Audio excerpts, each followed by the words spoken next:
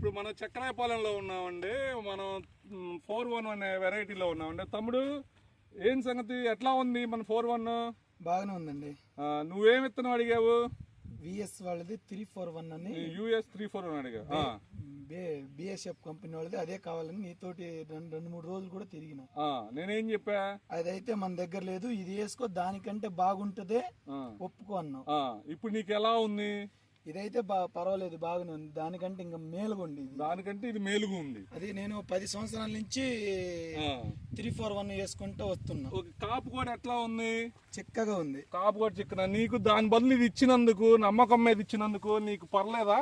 పర్లేదా? రవణ మాటలు అందరూ నమ్మొచ్చు, అందరు వేసుకోవచ్చా? అందరూ వేసుకోవచ్చు. రవణ నమ్మకంగా ఇస్తాడా? ఇస్తాడు కాబట్టి తీసుకొచ్చి చూద్దాంలని 1 ఎకరానికి వేసిన నేను. ఓకే, రైతు సోదరులారా చూడండి, బొబ్బరగోలు లేదండి చేలో. ఒక్కసారి చేను మొత్తం చూపియమ్మా. బొబ్బరగోలు లేదండి చేలో. ఒక్కసారి క్లారిటీగా చేను అంతా చూపియండి. ఈ రవణ నీకు మంచి వెరైటీలు ప్రతి సంవత్సరం ఇప్పుడు 4 ఏళ్ళ నుంచి నాగానే కదా మంచి వెరైటీలు ఇస్తాడా? మంచి వెరైటీలు ఇస్తాడు. రవణని అందరూ నమ్మొచ్చు. Okay, very good thank you తమ్ముడు.